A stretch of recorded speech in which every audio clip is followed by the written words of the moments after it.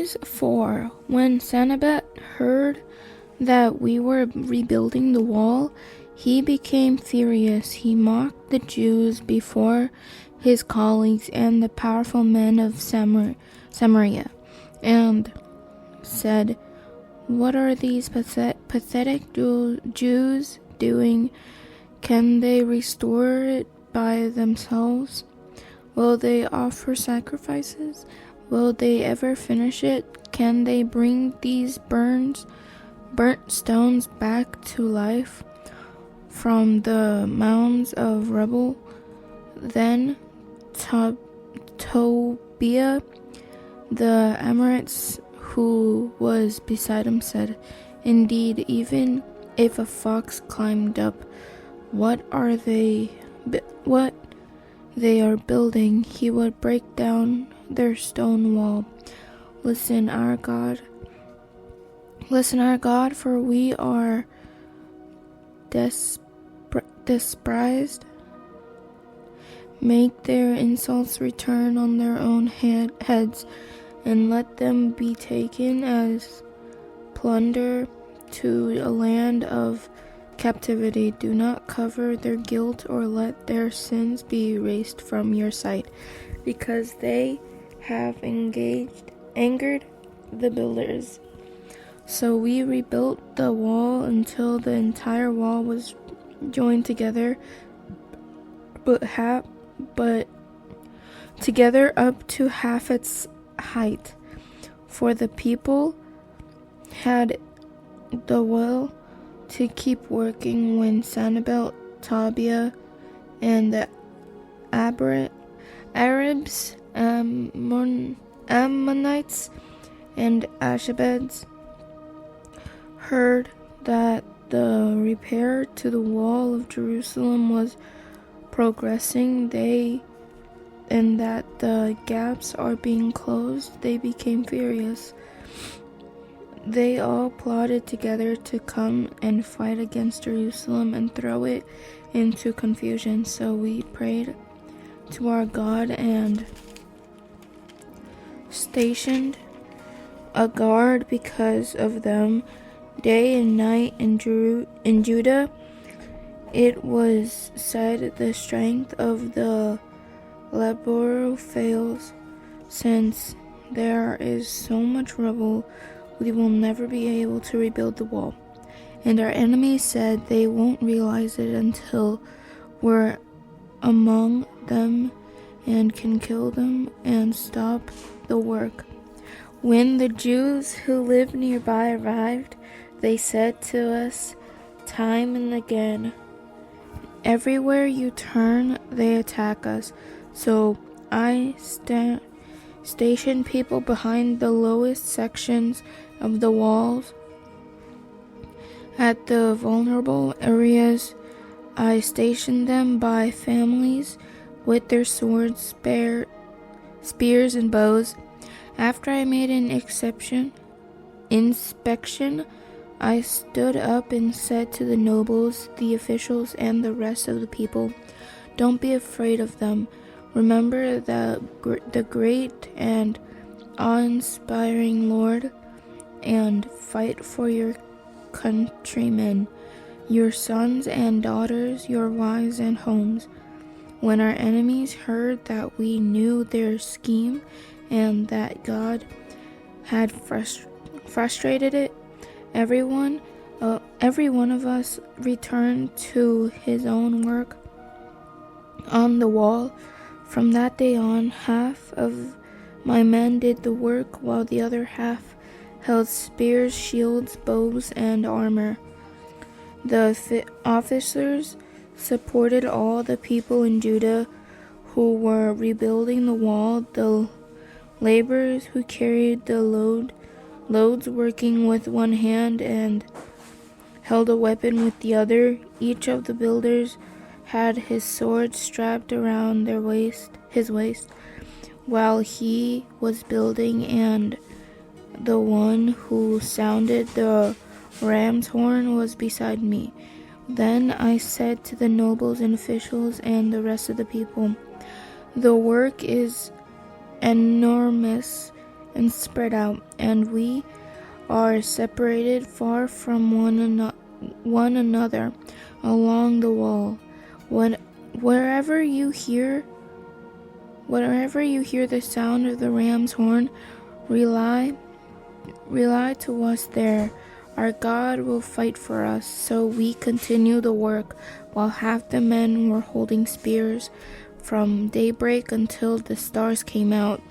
At that time I also said to the people, let everyone and his servants spread the night inside Jerusalem, so that they can stand guard by night and work by day. And I, my brother, my servants, and the men of the guards with me never took off our clothes. Each carried his weapons, even when washed. Nehemiah 5. There was a widespread cry out from the people and their wives against their Jewish countrymen. Some were saying, we, our sons, and our daughters are numerous. Let us get grain so that we can eat and live. Others were saying, we are mortgaging our fields, or vineyards and homes to get grain during the famine. Still others are saying, we have borrowed money to pay the king's tax on our fields and vineyards. We and our children are just like our countrymen and their children. Yet we are subjecting our sons and daughters to slavery. Some of our daughters are already enslaved, but we are powerless because our fields and vineyards belong to others. I became extremely angry when I heard their outcry and these complaints. After seriously considering the matter, I accused the nobles and officials, saying to them, each of you is sharing his countrymen's interests. So I called a large assembly against them and said, we have done our best to buy back our Jewish countrymen, who were sold to foreigners. But now you sell your own countrymen, and we have to buy them back. They remained silent and could not say a word. Then I said, what you are doing isn't right. Shouldn't you walk in the fear of our God and not invite the reproach of our foreign enemies? Even I, as well as my brothers and my servants, have been lending them money and grain. Please, let's stop charging this interest. Return their fields, vineyards, olive groves, and houses to them immediately, along with the percentage of the money, grain, new wine, and fresh oil that you have been assessing them. They responded, we will return these things and acquire nothing more from them. We will do as you say. So I summoned the priests and made everyone make an oath to do this. I also shook the folds of my robe and said, may God likewise share from his house and property everyone who doesn't keep this promise. May he be shaken out and have nothing. And the whole assembly said amen. And they praised the Lord. Then the people did as they had promised.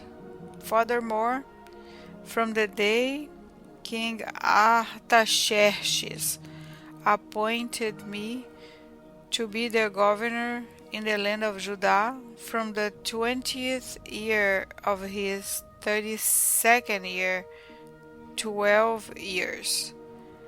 I am my associates never ate.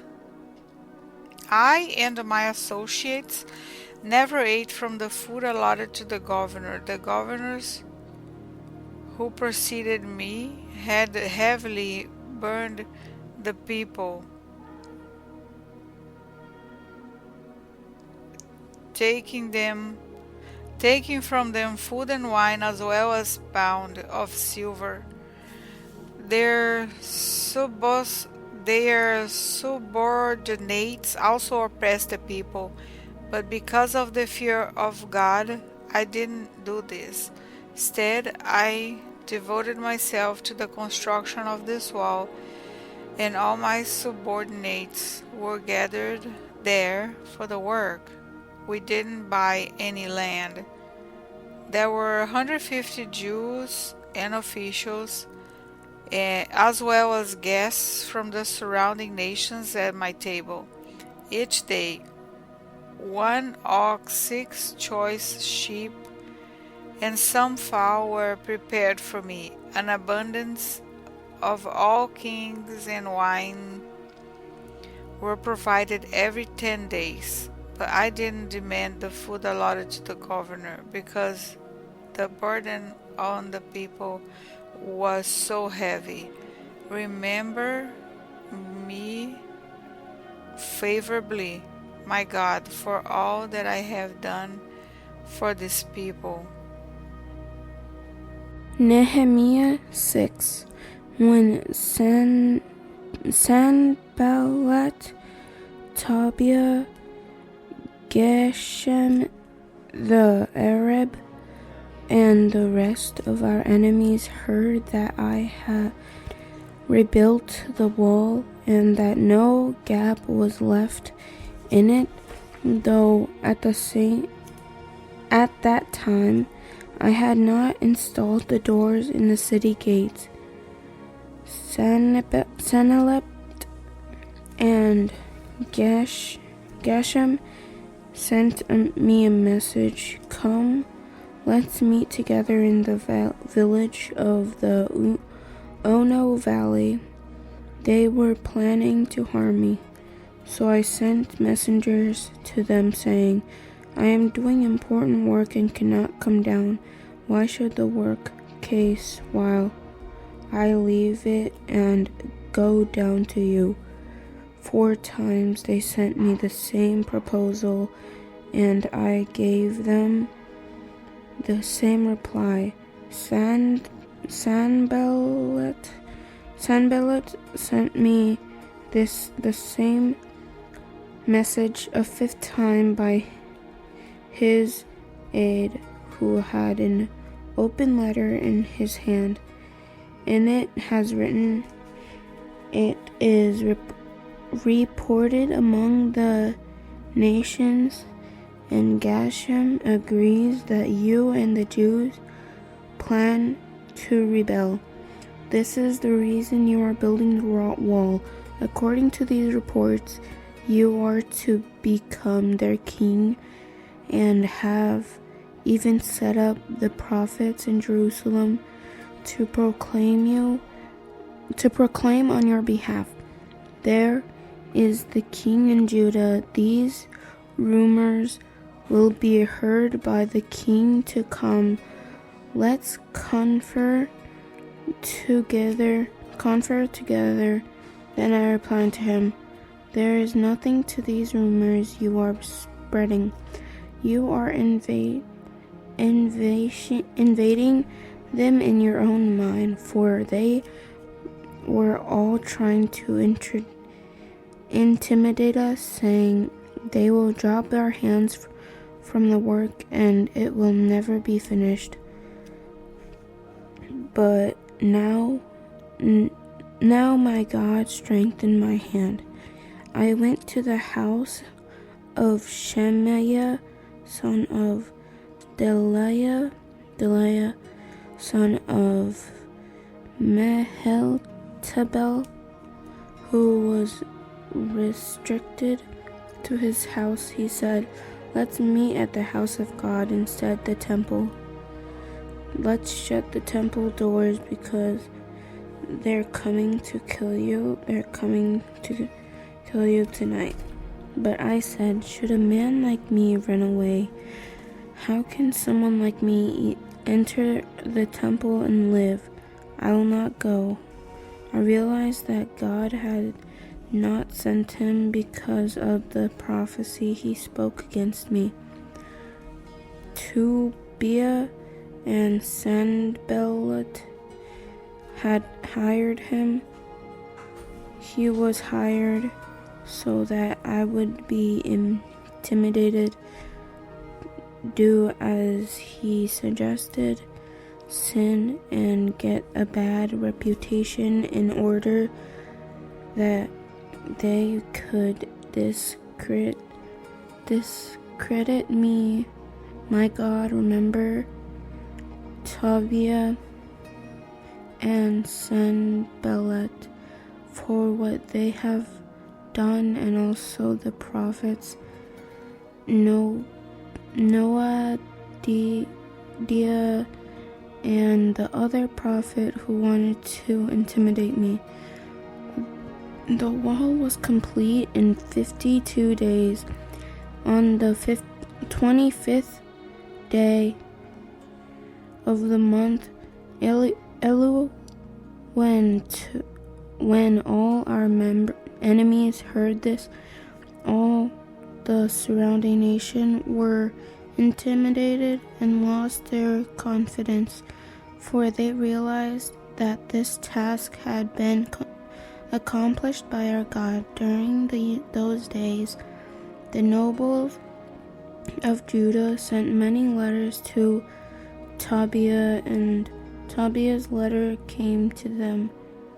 For many in Judah were bound by oath to him, since he was a son-in-law of Shechaniah, son of Ara, and his son Jehonhanan